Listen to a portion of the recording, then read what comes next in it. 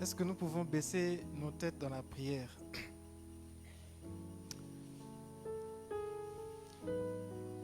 Nous sommes devant toi, Éternel, notre Dieu, notre Père, et nous sommes privilégiés d'être comptés parmi ceux que tu as créés, ceux que tu invites dans ta présence. Et tout cela est possible grâce à Jésus-Christ.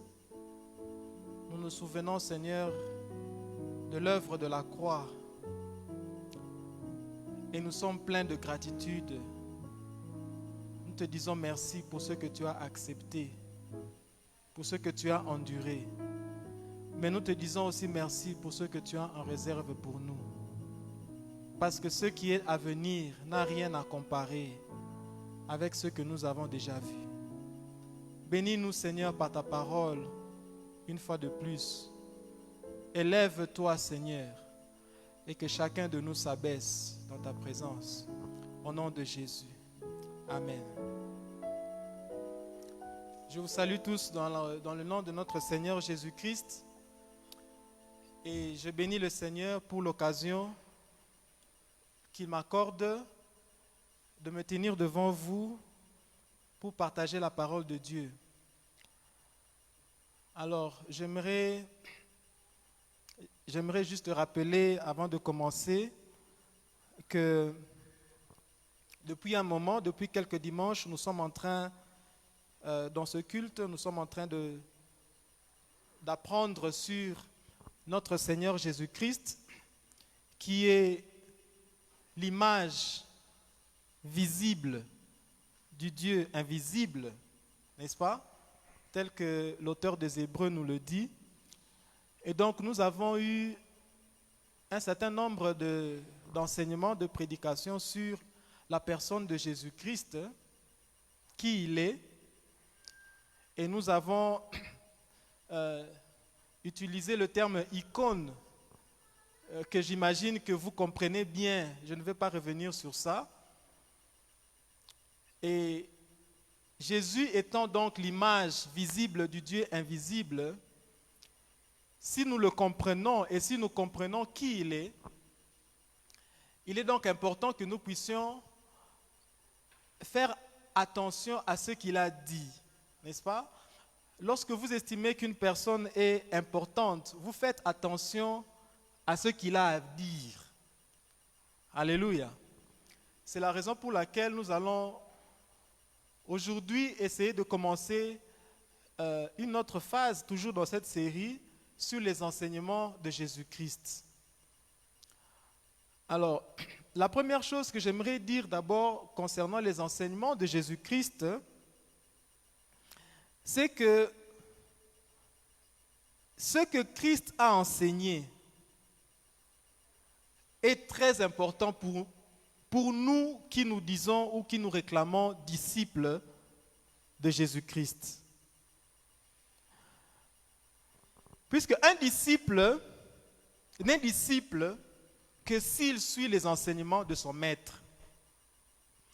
Et les enseignements de Jésus-Christ sont non seulement les enseignements qui sont importants pour nous, mais ce sont des enseignements dont l'impact dans notre vie dépend de l'importance que nous accordons à ces enseignements. Si nous n'accordons pas d'importance à l'enseignement que Christ nous donne, ces enseignements vont rester dans nos Bibles. Et ce que nous en faisons n'invalide pas ces enseignements. Ces enseignements restent valables. Que nous y accordons de l'importance ou pas. Ces enseignements restent vrais. Que nous les ignorions ou pas. Mais lorsque nous les appliquons, lorsque nous y accordons de l'importance, ces enseignements, le pouvoir de transformer nos vies. Donc les enseignements de Christ ne sont pas juste des opinions de Dieu sur la manière dont nous devons mener notre vie. Non. Notre vie en tant que disciple en dépend. Nous allons le voir vers la fin. Autre chose que j'aimerais dire à propos des enseignements de Jésus, c'est que ces enseignements, Christ ne les a pas donnés pour valider ce que nous pensons. Okay? Ou bien pour confirmer ce que nous pensons. Christ n'a pas enseigné pour confirmer ce que nous voulons, pour nous accompagner dans les choses que nous voulons. Non. Christ nous a donné ces enseignements pour révolutionner nos vies, pour changer nos vies. Donc, il ne faut donc pas s'attendre à ce que les enseignements de Christ soient toujours en accord avec ce que vous pensez. Il ne faut pas toujours s'attendre à ce que Christ dit soit facile à appliquer. Ce n'est pas son objectif. Son objectif, c'est de nous changer et de changer l'environnement dans lequel nous vivons. Les enseignements de Christ nous sont donnés, Christ nous les a donnés pour nous préparer ou pour préparer ses disciples à transformer le monde et non pas à s'y conformer, comme je viens de le dire. Alors, il faut donc s'attendre à ce que la manière dont Christ voit les choses soit différente de la manière dont nous voyons les choses. Mais, en même temps, nous devons nous attendre à ce que lorsque nous cherchons à appliquer ces enseignements, que le monde ne soit pas d'accord avec nous. Nous devons aussi nous attendre à ce que, lorsque nous appliquons les enseignements de Christ, que le monde le rejette ou nous rejette. C'est tout à fait normal. Oui. Si ce n'était pas le cas, Christ serait accueilli dans ce monde. Mais nous sommes en train de servir un homme, un maître qui a été rejeté par le monde. Si vous acceptez de suivre Jésus, préparez-vous aussi à être rejeté là où Christ a été rejeté. C'est la raison pour laquelle j'ai du mal parfois avec certains enfants de Dieu qui disent, voilà, comment est-ce que ce n'est pas comme ça, ce n'est pas la seule façon de voir les choses. Oui, ce n'est pas la seule façon de voir les choses, mais dans le royaume de Dieu, c'est la manière dont Dieu voit les choses. Alléluia. Voilà. Donc les enseignements de Christ viennent pour nous changer. Si vous n'êtes pas désireux d'être changé, c'est que vous n'êtes pas un disciple de Jésus-Christ. Alléluia. Ça veut dire que vous êtes déjà parfait. Oui. Vous êtes déjà arrivé. Les enseignements de Christ ont aussi, ne nous amènent pas seulement au rejet, mais ce sont des enseignements qui, lorsque nous les appliquons, nous devons être prêts aussi à ne pas être remerciés. Oui. Parce que ce que Christ nous enseigne, c'est de faire le bien. Mais ce bien-là peut ne pas être compris, mais même lorsqu'il est compris, même lorsque les gens en bénéficient, il n'est pas garanti qu'ils vont nous remercier. C'est une autre forme de rejet. C'est la raison pour laquelle un disciple de Jésus doit être aussi prêt à expérimenter l'ingratitude. C'est normal pour un disciple de Jésus. Même Jésus n'a pas été remercié. Nous le savons, n'est-ce pas? Lorsqu'il est entré en Jérusalem, tout le monde a accouru pour l'applaudir. Peut-être qu'ils pensaient que c'est une nouvelle série de miracles qu'ils vont voir. Peut-être. Mais lorsqu'il a été condamné ou lorsqu'il a été présenté devant le même public pour qu'il choisisse entre Barabbas et Jésus, les gens qui avaient mangé le pain de Jésus, Les gens qui avaient assisté à ces miracles, ils ont demandé Barabbas. Nous devons être prêts en tant que disciples de Jésus, d'être rejetés et de ne pas être remerciés. Si vous êtes en train d'expérimenter ça dans votre vie chrétienne, sachez que vous êtes au bon endroit. Alléluia. Mais il y a une chose que j'aime avec les enseignements de Jésus, c'est que lorsque nous les appliquons, il donne aux disciples l'autorité spirituelle. Lorsque vous êtes un disciple qui applique les enseignements du maître, avec le temps, vous allez remarquer que vous gagnez de l'autorité dans le monde spirituel. Ça vous donne de l'autorité. Ça vous donne de la joie. Ça vous donne de la paix intérieure. Et c'est une paix qui est plus forte que les circonstances qu'il y a autour de vous. Alléluia. C'est ça aussi un disciple. Regardez les apôtres, persécutés. Mais au milieu de la persécution, c'est eux qui exhortaient les autres. Alléluia. C'est ça qui se produit lorsque on applique les enseignements de Jésus-Christ. Alors aujourd'hui, nous allons commencer par un thème. Et ce thème est tiré de Matthieu chapitre 27, verset 34 jusqu'au verset 18. Je vais lire rapidement. Nous n'avons plus beaucoup de temps. Matthieu chapitre, pas 27, 22. Je m'excuse. Il doit y avoir une erreur même sur le fichier à projeter. Matthieu 22, je lis à partir du verset 34.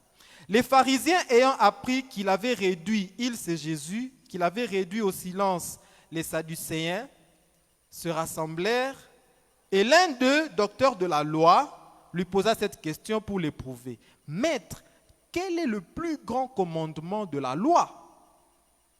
Jésus lui répondit, tu aimeras le Seigneur ton Dieu de tout ton cœur, de toute ton âme et de toute ta pensée. C'est le premier et le plus grand commandement. Et voici le deuxième qui lui est semblable, tu aimeras ton prochain comme toi-même. De ces deux commandements dépendent toute la loi et les prophètes. Alléluia. Le plus grand commandement, c'est le thème de mon message. Le plus grand commandement. Le plus grand commandement, nous venons de le lire, c'est quoi? Tu aimeras le Seigneur ton Dieu de tout ton cœur, de toute ton âme et de toute ta pensée. Lorsque Jésus répond à cette question, il est en train de citer Deutéronome chapitre 6, verset 5, que les docteurs de la loi connaissaient. Le plus grand commandement, c'est d'aimer. Mais c'est quoi aimer? Nous le savons tous. Nous prononçons cette phrase, j'aime, j'aime, j'aime. Chacun a quelque chose qu'il aime. J'aime le culte des jeunes. J'aime ce t-shirt. J'aime ces photos. J'aime cette personne. Nous employons ce verbe aimer presque tous les jours. Mais qu'est-ce qu'il signifie? Aimer signifie quoi?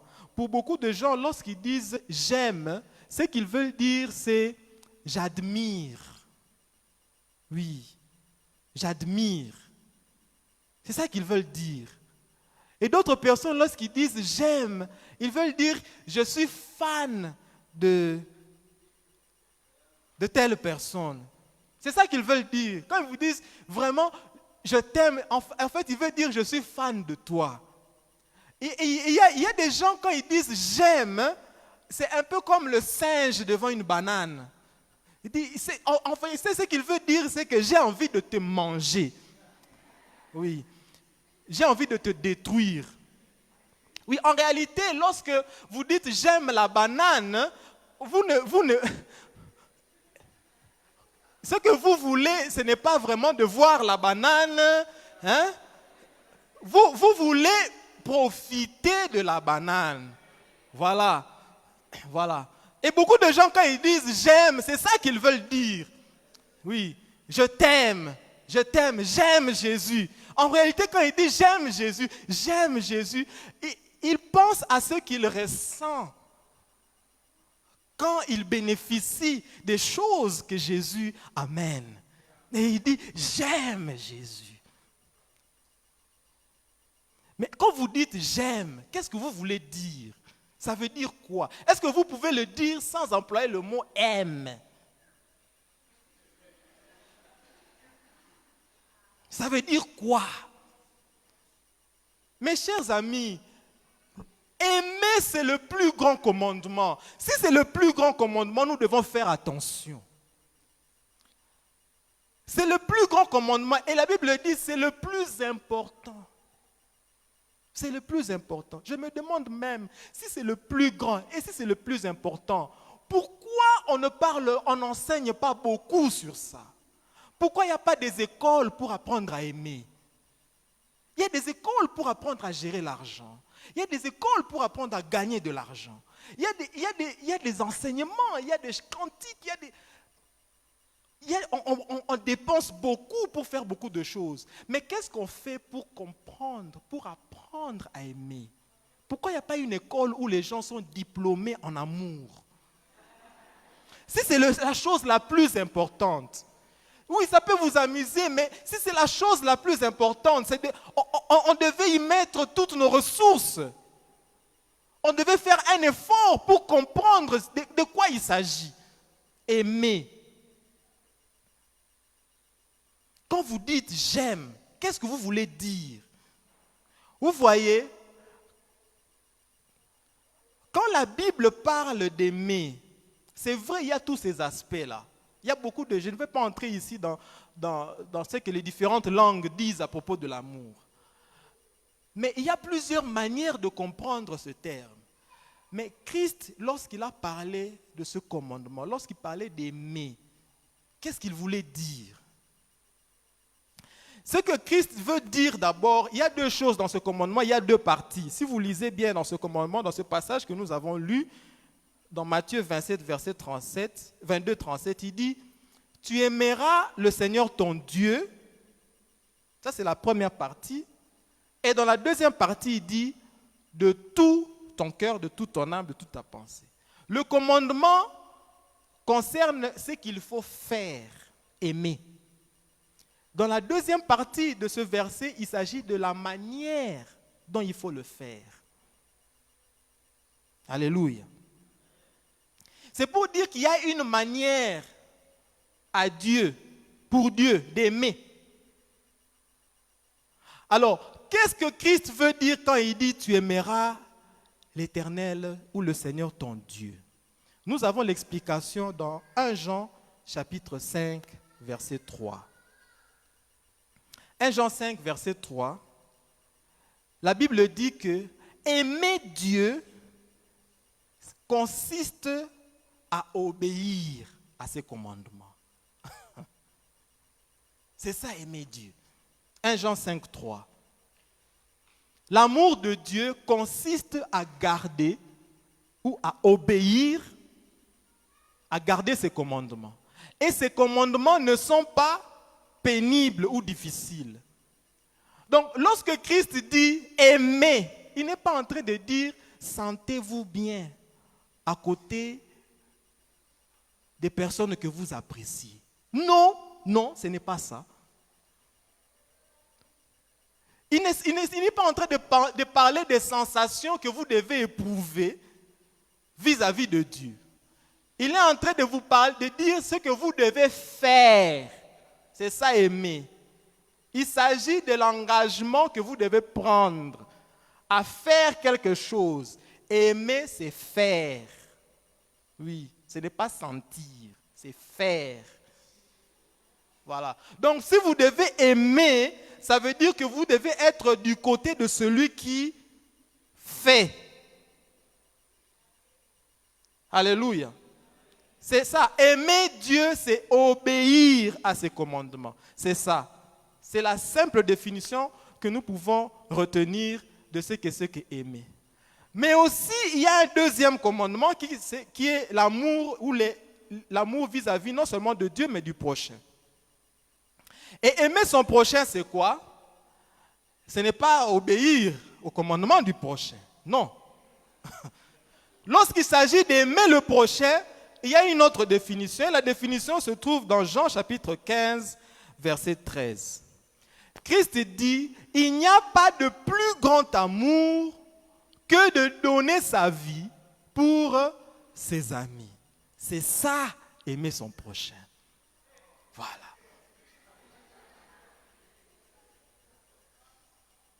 Mais c'est dans la Bible. Alléluia. Aimer son prochain, c'est ça. Ça veut dire que c'est se sacrifier. Vous voyez? Donner sa vie, ça ne veut pas dire qu'il faut aller se suicider. Ce n'est pas ça. Ça veut dire qu'il faut offrir. Mais offrir ce que vous avez de plus cher.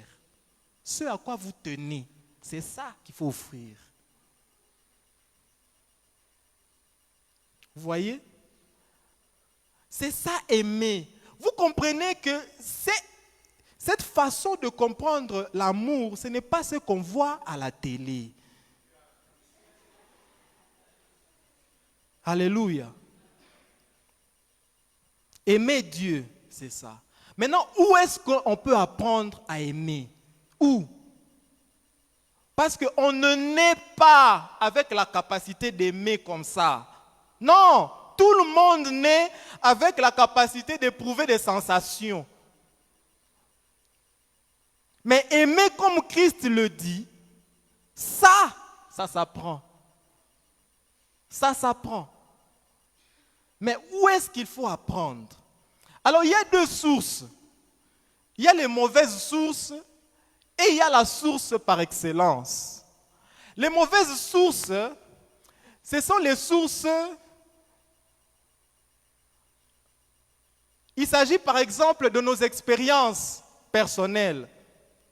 Oui. Vous avez vécu, vous êtes en relation avec des gens, vous avez accumulé une certaine expérience dans vos rapports avec les gens, ça vous a enseigné. Vous avez fait des choses pour un tel et un tel, et vous en avez récolté ce que vous avez récolté, et ça vous a enseigné. Et vous avez développé une position. Moi, lorsque j'aime quelqu'un, ou bien lorsque j'aime Dieu, ça veut dire comme ça. Mais lorsque vous devez expliquer pourquoi vous aimez comme vous aimez, votre référence, c'est vous-même. Vos expériences. Les mauvaises sources, c'est les expériences des autres. La sagesse humaine, les médias. J'aime. Mes chers amis, le monde ne peut pas nous enseigner à suivre Christ. Ce n'est pas possible.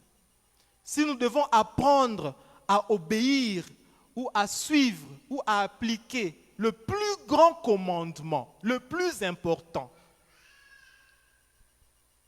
nous devons choisir la bonne source. Et la bonne source, c'est Christ à la croix. La croix, c'est le meilleur modèle pour apprendre à aimer. J'ai lu quelque part quelqu'un qui avait, je crois c'est aux réseaux sociaux, qui disait que le meilleur symbole de l'amour, ce n'est pas un cœur.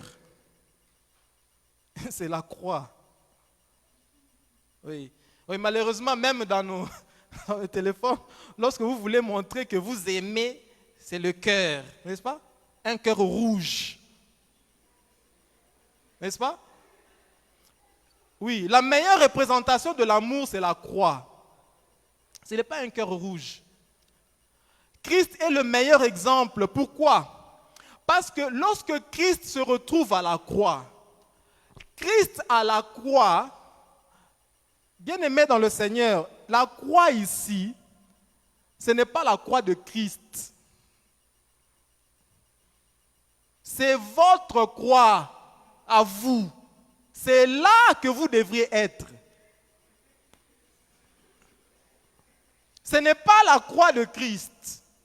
Nous ne devons pas nous tromper par rapport à ça. C'est là où vous et moi, nous devrions être. Mais Christ a choisi de nous remplacer là-bas. Alléluia. Christ a choisi de nous remplacer. Pourquoi il a choisi de nous remplacer? Par obéissance au Père. Parce que dans le jardin de Gethsemane, il a prié, il a exprimé ses sentiments. Ses sentiments étaient: Père, ôte de moi cette coupe. C'était ça, ses sentiments. Mais il n'a pas fini là. Il a dit: toutefois, non pas ma volonté, mais ta volonté. Christ a accepté de se soumettre à la volonté du Père. Il a choisi d'obéir. En le faisant, il a exprimé son amour vis-à-vis du Père. Alléluia. Aimer Dieu, c'est obéir. Obéir au Père. La croix, ce n'est pas seulement l'acte d'obéissance de Christ vis-à-vis de son Père, mais c'était aussi son sacrifice. Il a donné. Il n'était pas à la croix pour prendre. Il était à la croix pour donner. Donner. Donner sans garantie qu'il va recevoir de vous quelque part. La preuve, il y en a qui l'insultent encore aujourd'hui. Sans garantie que vous allez... Et il n'y a rien que nous pouvons lui rendre en échange de ce qu'il a fait. C'est pourquoi notre adoration est éternelle. Ça ne va jamais s'arrêter. Parce que nous ne pouvons jamais remplir la coupe en compensation de ce qu'il a fait. Alléluia. Christ a donné de manière désintéressée. Il a donné. Et il n'a pas donné à des gens qui étaient amoureux de lui. Non. Il a donné à des gens qui ne savaient même pas ce qu'il faisait. Alléluia. Christ ne nous enseigne pas des choses qu'il n'a pas faites.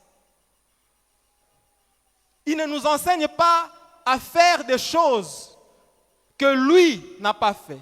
Il nous dit de le faire et après il nous montre l'exemple. Comme je l'ai fait, faites-le. Alléluia. La meilleure source pour apprendre, c'est la croix. Alors je sais qu'il y en a qui m'écoutent et qui disent: mais ça c'est impossible. Avec ce que cette personne me fait, vraiment, c'est trop. Bien-aimé dans le Seigneur, et c'est par là que je vais terminer, la capacité d'aimer Dieu, ou d'aimer comme Dieu nous demande d'aimer, elle n'est pas naturelle. Nous ne naissons pas avec ça. Nous devons la recevoir, cette capacité. Nous devons la recevoir d'en haut. Parce que c'est un amour qui est surnaturel. Ce n'est pas un amour qu'on peut fabriquer. C'est surnaturel. Lisez avec moi Deutéronome chapitre 30, verset 6. Deutéronome, le 5e livre de la Bible. Deutéronome chapitre 30, verset 6. Il est écrit ceci: L'Éternel, ton Dieu, circoncira ton cœur et le cœur de ta postérité. Et tu feras quoi? Et tu aimeras l'Éternel, ton Dieu, de tout ton cœur, de toute ton âme, afin que tu vives. Alléluia. L'Éternel dit: pour que tu aimes, pour que tu sois à mesure d'aimer, je dois te circoncire. Parce qu'avec le cœur que tu as, tu es incapable d'aimer comme moi. La circoncision, c'est une opération. C'est une opération qui consiste à ôter quelque chose. N'est-ce pas? Oui. Il en est même de la circoncision spirituelle. Elle consiste à ôter le cœur de chair, de pierre, avec lequel nous sommes nés. Le cœur qui exige toujours la vengeance. Le cœur qui exige toujours les conditions. Le cœur qui se comporte comme dans un marché. Parce qu'il y a des gens qui se comportent comme dans un marché. Vous me demandez de l'aimer et j'aurai quoi? C'est ça, le cœur incirconcis. Le cœur qui veut aimer selon la mesure qu'il est aimé lui-même. Tu m'aimes peu, je t'aime peu. Tu m'aimes beaucoup, je t'aime beaucoup. C'est ça le cœur incirconcis. Et Dieu dit, je circoncirai ton cœur et de celui de ta postérité, afin que tu aimes. Bien-aimé dans le Seigneur, c'est quelque chose de surnaturel. Un homme ne peut pas aimer comme Christ par lui-même. Alléluia. Et cette circoncision est une opération que Dieu lui-même effectue lorsque nous sommes nés de nouveau. Si tu es ici, tu dis ou tu t'es convaincu que tu es né de nouveau, ce que ça signifie, c'est que tu as un cœur nouveau. Tu as un cœur qui est disposé à suivre Christ et à aimer comme Christ. Alléluia. La capacité d'aimer nous vient de l'action continue du Saint-Esprit dans nos vies. Pas seulement à la nouvelle naissance, mais aussi tout au long de notre marche à la suite de Jésus-Christ. Le Saint-Esprit, lisons ça dans Romains 5, verset 5. La Bible dit ceci. Or, l'espérance ne trompe point, parce que l'amour de Dieu est répandu dans nos cœurs par qui? Par le Saint-Esprit. C'est lui qui répand dans nos cœurs l'amour de Dieu. C'est lui. Ce n'est pas quelque chose que vous recevez d'ailleurs. Et si ça vient du Saint-Esprit, ça veut dire que c'est quelque chose qui est saint. Alléluia. Cet amour-là qui est répandu dans nos cœurs, il est saint, il n'est pas impur. Il est saint. C'est un amour qui craint Dieu. C'est un amour qui se célèbre dans la lumière. Alléluia. C'est un amour qui fait du bien. C'est un amour qui est spirituel, qui dépasse l'intelligence des hommes. 1 Corinthiens chapitre 13 nous dit ceci. Il dit qu'il caractérise l'amour à partir du verset 4. Et l'une des caractéristiques de cet amour, la Bible dit que cet amour n'a pas de fin. On ne peut pas cesser d'aimer lorsqu'on a le cœur qui est circoncis. Même lorsque ça ne veut pas dire qu'on ne peut pas être offensé. Non. Ça veut dire qu'on ne peut pas cesser d'obéir à ce que Dieu nous demande de faire à l'autre. On peut être offensé, mais on continue à obéir. Quand Dieu te dit, celui-là qui t'a offensé, prie pour lui aujourd'hui. Tu n'as pas envie de le faire, mais tu le fais. Alléluia. Donne-lui. Il te doit, mais donne-lui. Il te doit, il n'a pas encore payé. Donne-lui. Tu le fais. Pas parce qu'il le mérite. Pas parce qu'il t'a fait du bien. Mais parce que tu es en train d'obéir au Saint-Esprit qui est en toi. Et comme tu as le cœur qui est circoncis, tu le fais. En fait, tu n'auras pas la paix tant que tu ne l'as pas fait. C'est ça, l'amour qui vient du Saint-Esprit. Il est répandu dans nos cœurs. Dans Galates 5, 22, la Bible dit que c'est le fruit de l'Esprit, l'amour. C'est le fruit, ça veut dire que c'est l'Esprit qui produit ça. Ce ne sont pas des choses que nous recevons ou que nous développons après avoir lu des grands auteurs sur l'amour. Oui, c'est bien, ce n'est pas mauvais. Ou après avoir chanté des choses, ce n'est pas mauvais. Mais ça, cet amour-là, qui demeure, il vient d'en haut. Ma question, est-ce que tu l'as reçu, cet amour? As-tu reçu la capacité d'aimer comme Dieu? Rappelons-nous que notre vie en dépend. C'est la chose la plus importante. C'est le plus grand commandement. Tout ce que nous faisons, c'est l'unité de mesure. Tu chantes, tu pries, tu fais des miracles, tu guéris les malades, tu ressuscites les morts, tu sers Dieu. L'unité de mesure, c'est l'amour. C'est la chose la plus importante. C'est la chose que personne ne doit manquer. Est-ce que tu as cette capacité d'aimer en toi? L'as-tu reçu? Si tu ne l'as pas encore reçu, lève-toi, nous allons prier. Courbons nos têtes dans la prière, bien-aimés.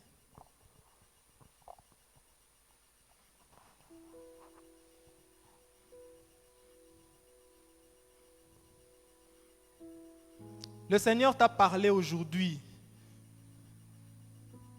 et il t'aime. Il a pris ta place à la croix. Aujourd'hui, il te commande d'aimer. Puisque tu as été aimé, va et aime aussi. Je ne sais pas, peut-être tu retiens quelqu'un dans ton cœur où tu as du mal à exprimer ton amour ou l'amour de Dieu, voulais-je dire, vis-à-vis d'une personne ou un groupe de personnes, vis-à-vis d'une tribu, vis-à-vis de je ne sais qui. Le commandement, c'est d'aimer comme tu as été aimé. Est-ce qu'il y a quelqu'un qui veut obéir à ce commandement, mais qui sent qu'il n'en a pas la capacité? Et tu veux dire, Seigneur, je n'ai pas ce cœur. Si tu veux que je puisse t'obéir, donne-moi ce cœur. Donne-moi ce cœur. Donne-moi ce cœur, Seigneur. Donne-moi ce cœur, je suis disposé. Je veux aimer comme tu m'as aimé. Parce qu'il n'y a rien que je fais qui est acceptable devant toi si ce n'est pas marqué par l'amour. Seigneur, aide-moi. Donne-moi ce cœur. Je le veux. Je le veux, Seigneur.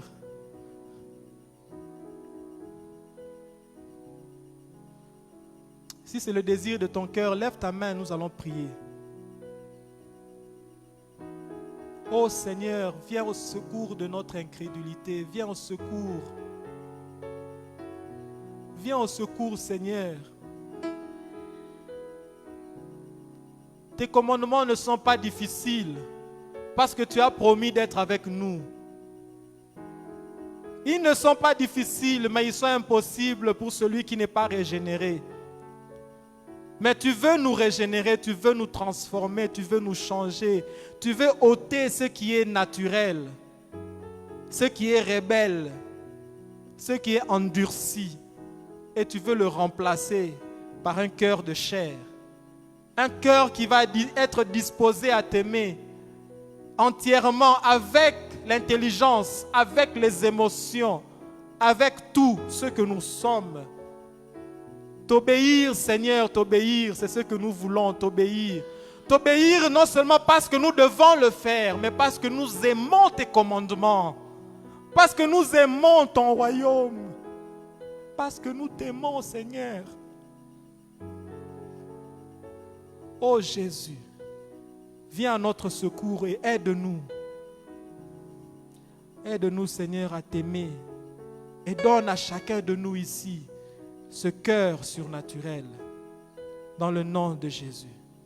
Amen.